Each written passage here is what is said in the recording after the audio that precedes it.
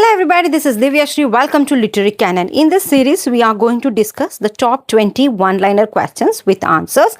Without further ado, let's start the class. First question on the screen, which of the following advocated that English should be the chief medium of instruction? Which of the following advocated that English should be the chief medium of instruction? Who said this? But basically, who advocated this? That's none other than Woods Dispatch. The Woods Dispatch ಅವರು advocate ಮಾಡ್ತಾರೆ English should be the chief medium of instruction ಅಂತ ಹೇಳ್ಬಿಟ್ಟು ಹೇಳ್ತಾರೆ. Woods Dispatch ಅಲ್ಲಿ basically it was a comprehensive educational blueprint. Okay, blueprint sent in 1854 by Charles Wood. So years ಗೊತ್ತಿರಬೇಕು and ಯಾರು ಅಂತ ಗೊತ್ತಿರಬೇಕು, Charles Wood to governor general lord Dalhousie ಅವರಿಗೆ ಕಳಿಸ್ತಾರೆ. This is also called as Magna Carta of English education in India ಅಂತಲೂ ಕರಿತೀವಿ. And it is basically established 3 tier language ಪಾಲಿಸಿಯನ್ನು ಹೇಳ್ತಾರೆ. That is basically vernacular language for primary school ಅವರಿಗೆ vernacular local ಲ್ಯಾಂಗ್ವೇಜಸನ್ನು use ಮಾಡೋಂಥದ್ದು, Anglo ವರ್ನಾಕ್ಯುಲರನ್ನು ನಾವು ಹೈಸ್ಕೂಲಲ್ಲಿ ಯೂಸ್ ಮಾಡೋಂಥದ್ದು, ಇಂಗ್ಲೀಷಲ್ಲಿ ಯೂಸ್ ಮಾಡೋದು ಕಾಲೇಜ್ ಮತ್ತು ಯೂನಿವರ್ಸಿಟಿಯಲ್ಲಿ ಯೂಸ್ ಮಾಡೋದು ಅಂತ ಹೇಳ್ಬಿಟ್ಟು ಏನು ಮಾಡ್ತಾರೆ, ಈ ವುಡ್ಸ್ ಡಿಸ್ಪ್ಯಾಚಲ್ಲಿ ಮೆನ್ಷನ್ ಮಾಡ್ತಾರೆ. ಸೆಕೆಂಡ್ ಕ್ವೆಶ್ಚನ್ ನೋಡಿ, under Ben Bulben is a work of. Under Ben Bulben is a work of W.B. Yeats. ಆಯಿತಾ, under Ben Bulben is the work of basically W.B. Yeats. It was composed in the year 1938 ಅಲ್ಲಿ compose ಮಾಡ್ತಾರೆ, just 1 year before his death. ಆಯಿತಾ, 39ಅಲ್ಲಿ actually ಅವ್ರು death ಆಗುತ್ತೆ, 38ಅಲ್ಲಿ ಬರೀತಾರೆ. It is very ಏನಂತ ಹೇಳ್ತೀವಿ, very important poem and well known poem also, because final 3 lines ಏನಿದೆ ಅದನ್ನು ಏನು ಮಾಡಿದ್ದಾರೆ, ಎಪಿಟಾಫ್ ಆಗಿ ಯೂಸ್ ಮಾಡಿದ್ದಾರೆ. ಎಲ್ಲಿ? W.B. Yeatsನ ಟೂಂಬಲ್ಲಿ. ಆಯಿತಾ, ಯಾವುದದು ಆ ಎಪಿಟಾಫ್ ಯಾವುದು? Cost a cold I on life on death horse man pass by. ಈ ಟೂಂಬ್ ಮೇಲೆ ಏನು ಮಾಡಿದ್ದಾರೆ, ಅದನ್ನು ಕೆತ್ತನೆ ಮಾಡಿದ್ದಾರೆ. ಯಾವುದನ್ನು? Cost a cold I on life on death horse man pass by. ಈ ಲೈನ್ ಯಾವುದು, ಎಲ್ಲಿಂದ ತೊಗೊಂಡಿರೋದು? ಫೈನಲ್ 3 ಲೈನ್ ಎಲ್ಲಿಂದ ತೊಗೊಂಡಿರೋದು? ಅಂಡರ್ ಬೆನ್ ಬುಲ್ಬೆನಿಂದ ತೊಗೊಂಡಿರೋಂಥದ್ದು. ಓಕೆನಾ. ನೆಕ್ಸ್ಟ್ ನೋಡಿ, third one, Shakespeare was a Homer, okay, or father of our dramatic poet. Jonson was Virgil, the partner of elaborate writing. I admire him, but I love Shakespeare. Who said this particular word? That's none other than John Dryden in his famous work called Essay of Dramatic Poesy.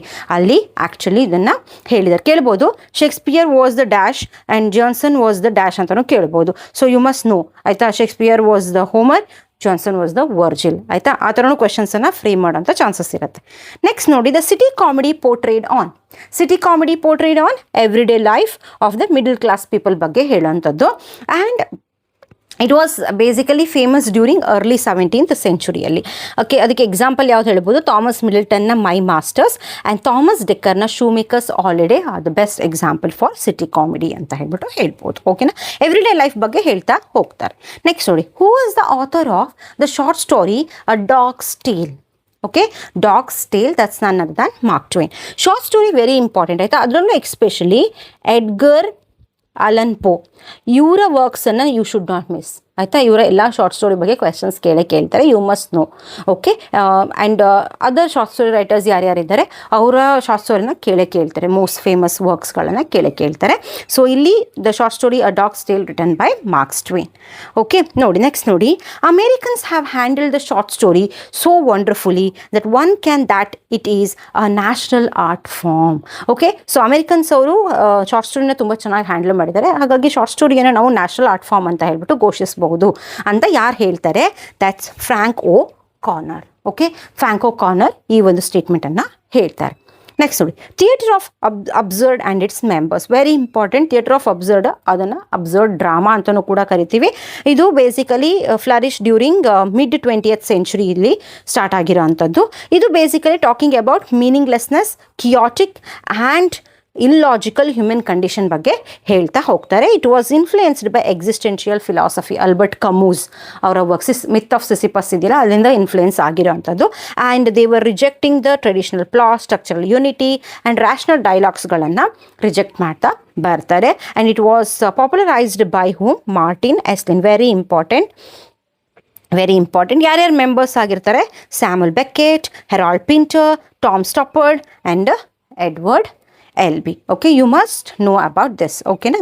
Next ನೋಡಿ, Two Daffodils poem written by, don't get confused, daffodils ಅಂತ ಪೋಯಮ್ನ Wordsworth ಅವರು ಬರೆದಿದ್ದಾರೆ. To daffodils ಬರೆದಿದ್ಯಾರು? That's none other than 17th century English poet Robert Herrick ಬರೆದಿರೋಂತಹ poem ಅಂತ ಹೇಳ್ಬೋದು. The theme ಏನು? ಕಾರ್ಪೇಡಿಯಂ ಅಂತಂದ್ರೂ ಸೀಸ್ ದ ಡೇ ಅಂತ ಹೇಳ್ಬಿಟ್ಟು ಹೇಳ್ತೀವಿ.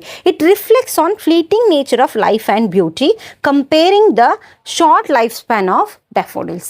ಈಗ ಡೆಫೋಡಿಲ್ಸಿಗೂ ಶಾರ್ಟ್ ಲೈಫ್ ಸ್ಪ್ಯಾನ್ ಇರುತ್ತೆ, ಸೇಮ್ ಆ್ಯಸ್ ಏನಂತ ಹೇಳ್ತೀವಿ ಹ್ಯೂಮನ್, ಅಂದರೆ like fleeting nature of life and ಬ್ಯೂಟಿನೂ ಅಷ್ಟೇ. ಲೈಫ್ ಮತ್ತು ಬ್ಯೂಟಿ ಅನ್ನೋದು ಅಷ್ಟೇ ತುಂಬ ಏನಂತ ಹೇಳ್ತೀವಿ ಶಾರ್ಟ್ ಲೈಫ್ ಸ್ಪ್ಯಾನ್.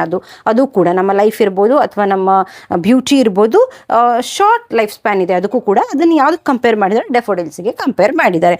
ಓಕೆನಾ?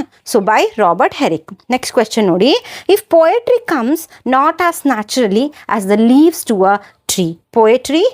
If poetry comes not as naturally as the leaves to a tree, who said this line? There's none other than John Keats.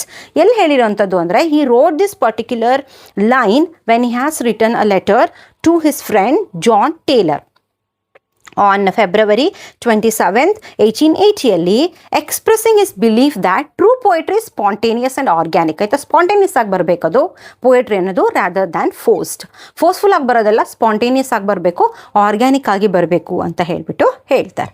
Next ನೋಡಿ, who coin the term semantics? Very important. Who coin the term semantics? That's none other than Michel Breal. Okay, Michel Breal who coin the term actually semantics. Semantics ಅಂದ್ರೇನು? Study of meaning ಅಂತ ಹೇಳ್ತೀವಿ. It's goes beyond dictionary ಡೆಫಿನೇಷನ್ನ ಬಿಯಾಂಡಲ್ಲಿ ನಾವು think ಮಾಡ್ತಾ ಹೋಗ್ತೀವಿ. Words, symbols, sentence structure, how it build the literal and emotional word of the text. ಆಯಿತಾ? ಅಂದರೆ ಪ್ರತಿಯೊಂದು ಮೀನಿಂಗ್ ಆಫ್ ದ ಏನಂತ ಹೇಳ್ತೀವಿ, ಹೌ ಇಮೋಷ್ನಲಿ ಮತ್ತು how literal meanings of particular word ಹೇಗೆ ಫಾರ್ಮ್ ಆಗುತ್ತೆ, ಬಿಲ್ಡ್ ಆಗುತ್ತೆ ಅನ್ನೋದನ್ನು ನಾವು ನೋಡ್ಬೋದು. ನೆಕ್ಸ್ಟ್ ನೋಡಿ, it seem that out of battle I escaped down some profound dull tunnel long since scooped through granites which titanic words has groined. This is the line from. It seemed that out of battle I escaped down some profound dull tunnel, long since scooped through granites, which titanic words has groined. This is a line from Wilfred Owen's Strange Meeting. Okay, war poets ಇಂದ ತಗೊಂಡಿರೋಂಥದ್ದು. Wilfred Owen's strange meeting ಅನ್ನೋ ಪೋಯಮಿಂದ ತೊಗೊಂಡಿರೋವಂಥದ್ದು. ಇದೇನಂದರೆ, ಇಲ್ಲಿ ಏನಾಗುತ್ತೆ ಅಂದರೆ, soldier ಏನು ಮಾಡ್ತಾರೆ, when he was descending into the tunnel, ಆಯಿತಾ? Tunnel ಇರುತ್ತೆ, tunnel ಒಳಗಡೆ ಹೋದಾಗ ಹಿ ಮೆಟ್ ಅಥವಾ he encounters a dead enemy soldier. ಒಂದು dead body of the enemy ಸೋಲ್ಜರನ್ನು ಯಾರು ನೋಡ್ತಾರೆ? ವಿಲ್ಫ್ರೆಡ್ ಓವನ್ ನೋಡ್ತಾರೆ. So in his famous poem ಏನಂತ ಹೇಳ್ತೀವಿ? ಸ್ಟ್ರೇಂಜ್ ಮೀಟಿಂಗಲ್ಲಿ ಇದನ್ನು ಹೇಳಿದ್ದಾರೆ. ನೆಕ್ಸ್ಟ್ ನೋಡಿ, the romance of certain old clothes is a short story of. Romance of the certain old clothes is a short story of henry James. ಇದು ಇಬ್ಬರು sister ಬಗ್ಗೆ ಇರೋಂಥ ಕತೆ. ಇಬ್ಬರು ಸಿಸ್ಟರು ಒಬ್ಬರೇ ಹುಡುಗನ ಲವ್ ಮಾಡ್ತಿರ್ತಾರೆ. ಎಲ್ಡರ್ ಸಿಸ್ಟರನ್ನು ಹುಡುಗ ಮದುವೆ ಆಗ್ತಾರೆ ಆ್ಯಂಡ್ ಅವರು ಡೆಲಿವರಿ ಆದಮೇಲೆ ತೀರೋಗ್ತಾರೆ. ಅವರ ಸರ್ಟೇನ್ ಓಲ್ಡ್ ಕ್ಲೋತನ್ನು ತನ್ನ ಹುಟ್ಟಿದ ಮಗುಗೋಸ್ಕರ ಅದನ್ನು ಏನು ಮಾಡಿರ್ತಾರೆ, ಸ್ಟೋರ್ ಮಾಡಿರ್ತಾರೆ. ಸೊ ಆಫ್ಟರ್ ಸಮ್ ಅಂದರೆ ಸ್ವಲ್ಪ ಇಯರ್ಸ್ ಆದಮೇಲೆ ಅವ್ರು ಏನು ಮಾಡ್ತಾರೆ, ಎರಡನೇ ತಂಗಿನ ಮದುವೆ ಆಗ್ತಾರೆ. ಸೊ ಎರಡನೇ ತಂಗಿ ಮದುವೆ ಆದಾಗ ಅವ್ರು ತುಂಬ ಕ್ಯೂರಿಯಾಸಿಟಿ ಇರುತ್ತೆ, ಅದು ಏನು ಅಂತ ಸರ್ಚ್ ಮಾಡೋದಕ್ಕೆ ಹೋಗಿ ಅದನ್ನು ಏನು ಮಾಡ್ತಾರೆ, ಏನಂತ ಹೇಳ್ತೀವಿ, ಅಕ್ಕನ ಕೋಪಕ್ಕೆ ಒಳಗಡೆ ಹಾಕಿ ಸೊ ಅವ್ರು ಏನಾಗ್ತಾರೆ, ಸತ್ತೋಗ್ತಾರೆ. ಆ್ಯಕ್ಚುಲಿ ಅದೇ ಕತೆ ಇರೋವಂಥದ್ದು. So that is Henry James ಅಂತ ಹೇಳ್ಬಿಟ್ಟು ಹೇಳ್ಬೋದು. Who was the first person to apply the theory of Oedipus complex to Shakespeare's Hamlet? Who? That's none other Ernest Jones. Ernest Jones basically the best friend of Sigmund Freud. So ಅವರು ಒಂದು famous ಎಸ್ಸೇನ ಬರೆದರೆ Hamlet and Oedipus, which was published in the year 1949. ಇಲ್ಲಿ ಏನು ಹೇಳ್ತಾರೆ ಅಂದರೆ, Ernest Jones arguing that Hamlet's famous procrastination ಅಂದರೆ very lazy. ಅವರ ಲೇಝಿತನನೇ ಏನಾಗುತ್ತೆ, stem from his own repressed Oedipal desire ಅಂತ ಹೇಳ್ಬಿಟ್ಟು ಹೇಳ್ತಾರೆ. ಅವರ ಏನಂತ ಹೇಳ್ತೀವಿ, ಅವರ ಪ್ರೊಕ್ಯಾಸ್ಟಿನೇಷನೇ which let to the Oedipal complex ಅಂತ ಹೇಳ್ಬೋದು, ಅಥವಾ ಇಡಿಪಲ್ ಡಿಸೈರ್ ಅಂತ ಹೇಳ್ಬಿಟ್ಟು ಹೇಳ್ಬೋದು. ತುಂಬ ಲೇಟ್ ಮಾಡ್ತಾರಲ್ವ. ಅವ್ರ ಅಂಕಲ್ಲೇ ಏನು ಮಾಡ್ತಾರೆ, ಅವ್ರ ಅಂಕಲ್ಲೇ ಇವ್ರ ಅಪ್ಪನ ಏನು ಮಾಡಿದ್ದಾರೆ, ಸಾಯಿಸಿದ್ದಾರೆ ಅಂತ ಗೊತ್ತಿದ್ರೂ ಅವರನ್ನು ಏನು ರಿವೆಂಜ್ ತೊಗೊಳೋದಕ್ಕೆ ಹೋಗಲ್ಲ, ತುಂಬ ಲೇಟ್ ಮಾಡ್ತಾರೆ, ಲೇಸಿನೆಸ್ಸನ್ನು ತೋರಿಸ್ತಾ ಹೋಗ್ತಾರೆ. ಅದನ್ನೇ ಏನಂತ ಹೇಳ್ತೀವಿ, ಹಿಸ್ ಓನ್ ರಿಪ್ರೆಸ್ಡ್ ಬಿಹೇವಿಯರ್ ಇದೆಯಲ್ಲ, ಅದೇ ಏನಂತ ಹೇಳ್ತಾರೆ, ಇಡಿಪಲ್ ಡಿಸೈರ್ ಅಂತ ಹೇಳಿಬಿಟ್ಟು ಹೇಳ್ತಾರೆ. ನೆಕ್ಸ್ಟ್ ನೋಡಿ, Cavalier poets are. Cavalier poets are group of 17th century English gentlemen. They were following Charles the First during the English Civil War. ಯಾರ್ಯಾರು 17th century people follower of the Charles First ಇರ್ತಾರಲ್ಲ ಅವ್ರನ್ನ ಏನಂತ ಕರೀತಾರೆ, ಕೆವೆಲಿಯರ್ poets ಅಂತ ಹೇಳಿ ಕರೀತಾರೆ. ಅವ್ರ theme ಏನು, ಕಾರ್ಪೇಡಿಯಂ. ಯಾರ್ಯಾರು, Robert Herrick, Richard Lovelace, Thomas Carew, John Suckling are the members of Cavalier poets. ಆಯ್ತಾ. ನೆಕ್ಸ್ಟ್ ನೋಡಿ, idiolect means. Idiolect means it's basically an individual unique use of language including speech. ಅಂದರೆ ಒಬ್ಬೊಬ್ಬರು ಈಗ ಕನ್ನಡನೇ ನೋಡಿ, ಕೆಲವರು ಯುನೀಕಾಗಿ ಮಾತಾಡ್ತಾರೆ ಕನ್ನಡನ, ಇಂಗ್ಲೀಷೇ ಆಗಿರಲಿ ಯುನೀಕಾಗಿ ಮಾತಾಡ್ತಾರೆ. ಈಗ ಫಾರ್ ಎಕ್ಸಾಂಪಲ್ ಇಂಗ್ಲೀಷ್ ಅಂತ ತಗೊಳ್ಳೋಣ, Indian English is different, unique, and British accent ಅವ್ರದ್ದು ಯುನೀಕ್ ಆಗಿರುತ್ತೆ. ಅದನ್ನು ನಾವು ಏನಂತ ಹೇಳ್ತೀವಿ, individual unique use of language. ಈಗ ಒಬ್ಬ ಇಂಡಿವಿಜುವಲ್ ಅಂತ ತಗೊಳ್ಳೋಣ, ಡೈಲೆಕ್ಟ್ ಅಂದರೆ ಆ ಥರ ಬರುತ್ತೆ. ಈಗ ಫಾರ್ ಎಕ್ಸಾಂಪಲ್ ಈಗ ಐಡಿಯೋಲೆಕ್ಟಲ್ಲಿ ಏನಾಗುತ್ತೆ, ಒಬ್ಬ ಮನುಷ್ಯ, ಈಗ ಒಬ್ಬ ಇಂಡಿವಿಜುವಲ್, ನಾನು ಅಂದ್ಕೊಳ್ಳೋಣ ಕನ್ನಡನ, ಈಗ ಫಾರ್ ಎಕ್ಸಾಂಪಲ್ ಕೆಲವರು ಮಾತಾಡ್ತಾರೆ, ನಿಮ್ಗೆ ಗೊತ್ತಿದೆ, ಸ ಇದ್ದಲ್ಲಿ ಶ ಯೂಸ್ ಮಾಡ್ತಾರೆ, ಶ ಇದ್ದಲ್ಲಿ ಸ ಯೂಸ್ ಮಾಡ್ತಾರೆ. ಸೊ ಈ ಥರ ಯುನೀಕ್ ಯೂಸ್ ಆಫ್ ಲ್ಯಾಂಗ್ವೇಜನ್ನು ಏನು ಮಾಡ್ತೀವಿ, ಯೂಸ್ ಮಾಡ್ತಾ ಹೋಗ್ತೀವಿ. ಸೊ ದ್ಯಾಟ್ಸ್ ಬೇಸಿಕಲಿ ಐಡಿಯೋಲೆಕ್ಟ್ ಅಂತ ಹೇಳ್ಬಿಟ್ಟು ಇಂಗ್ಲೀಷಲ್ಲೂ ಅಷ್ಟೇ ಒಬ್ಬೊಬ್ಬರು ಒಂದೊಂದು ಪ್ರೊನೌನ್ಸಿಯೇಷನನ್ನು ಮಾಡ್ತಾರೆ. ನಾನು ಒಂಥರ ಪ್ರೊನೌನ್ಸ್ ಮಾಡಿದ್ರೆ ವರ್ಡನ್ನು ಅವರು ಬೇರೆ ಥರ ಪ್ರೊನೌನ್ಸ್ ಮಾಡ್ತಾರೆ. ಸೊ ಅದನ್ನು ಏನಂತ ಹೇಳ್ತೀವಿ, ಇಂಡಿವಿಜುವಲ್ ಯುನೀಕ್ ಯೂಸ್ ಆಫ್ ಲ್ಯಾಂಗ್ವೇಜನ್ನು ನಾವೇನಂತ ಹೇಳ್ತೀವಿ, ಐಡಿಯೋಲೆಕ್ಟ್ ಅಂತ ಹೇಳಿ ಮಾಡ್ತೀವಿ. ಈಗ ಡೈಲೆಕ್ಟ್ ಅಂತಂದ್ರೆ ಏನು, ಡೈಲೆಕ್ಟ್ ಅಂದರೆ ನಾನು ಹೇಳಿದ್ನಲ್ಲ, ಈಗ ಇಂಡಿಯನ್ ಆಕ್ಸೆಂಟ್ ಅಂತಂದರೆ ಇಂಡಿಯನ್ ಹೋಲ್ ಪೀಪಲ್ ಹೆಂಗೆ ಮಾತಾಡ್ತಾರೆ ಅದು ಡೈಲೆಕ್ಟ್. ಆಯಿತಾ. ಬ್ರಿಟಿಷ್ ಆಕ್ಸೆಂಟ್ ಡಿಫ್ರೆಂಟ್ ಆಗಿರುತ್ತೆ, ಅವರು ಡಿಫ್ರೆಂಟಾಗಿ ಮಾತಾಡ್ತಾರೆ, ಅದು ಡೈಲೆಕ್ಟ್. ಅವರ ಗ್ರೂಪ್ ಆಫ್ ಪೀಪಲ್ ಹೆಂಗೆ ಮಾತಾಡ್ತಾರೆ ಅನ್ನೋದು ಡೈಲೆಕ್ಟ್. ಐಡಿಯೋಲೆಕ್ಟ್ ಅಂದರೆ ಒಬ್ಬ ಮನುಷ್ಯ, ಒಬ್ಬ ಇಂಡಿವಿಜುವಲ್ ಯಾವ ಥರ ಸ್ಪೀಚನ್ನು ಅಥವಾ ಯುನೀಕಾಗಿ ಹೇಗೆ ಆ ಲ್ಯಾಂಗ್ವೇಜನ್ನು ಮಾತಾಡ್ತಾನೆ ಅನ್ನೋದು ಐಡಿಯೋಲೆಕ್ಟ್. ನೋಡಿ, who among the following attacked Sigmund Freud for perpetuating patriarchal myth. Who among the following attacked Sigmund Freud for perpetuating patriarchal myth? That's none other than Kate Millett. In her famous work Sexual Politics ಅಲ್ಲಿ she was attacking Sigmund Freud. ಆಯಿತಾ. ಪೆಟ್ರಾರ್ಕಲ್ ಮಿತ್ ಬಗ್ಗೆ ಜಾಸ್ತಿ ಹೇಳ್ತಾ ಹೋಗ್ತಾರೆ ಸಿಗ್ಮೆಂಡ್ ಫ್ರೂಯಿಡ್, ಅದನ್ನು attack ಮಾಡಿದ್ದಾರೆ. ಓಕೆನಾ. Who is the author of Deirdre of the Sorrows? Who is the author of Derrida of Sorrows? None other than J.M. Synge. J.M. Synge, it's an 3-act play ಅಂತ ಹೇಳ್ಬೋದು, published in 1909. Actually J.M. Synge Riders to the Sea ಇರ್ಬೋದು, ಇವೆಲ್ಲ very important works ಆಯಿತಾ. So Irish writer, you must know about them. Next ನೋಡಿ, kitchen sink drama is. Kitchen sink drama ಅಂತಂದ್ರೇನು, basically kitchen sink realism ಅಂತಲೂ ಕೂಡ ಹೇಳ್ತೀವಿ.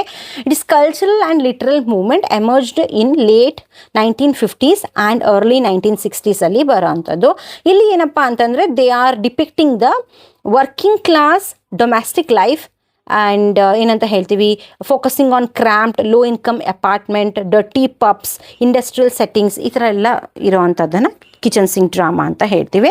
ಇದರಲ್ಲಿ ಯಾರ್ಯಾರು ಬರ್ತಾರೆ, ಜಾನ್ ಆಸ್ಬಾರ್ನ್, ಶಿಲೆಕ್ ಡೆಲಿನಿ, ಅರ್ನಾಲ್ಡ್ ವೆಸ್ಕರ್, ಜಾನ್ ಆರ್ಡನ್, ಇವರೆಲ್ಲರೂ ಕೂಡ ಇದರಲ್ಲಿ ಬರ್ತಾರೆ. ನೆಕ್ಸ್ಟ್ ನೋಡಿ, 19th one.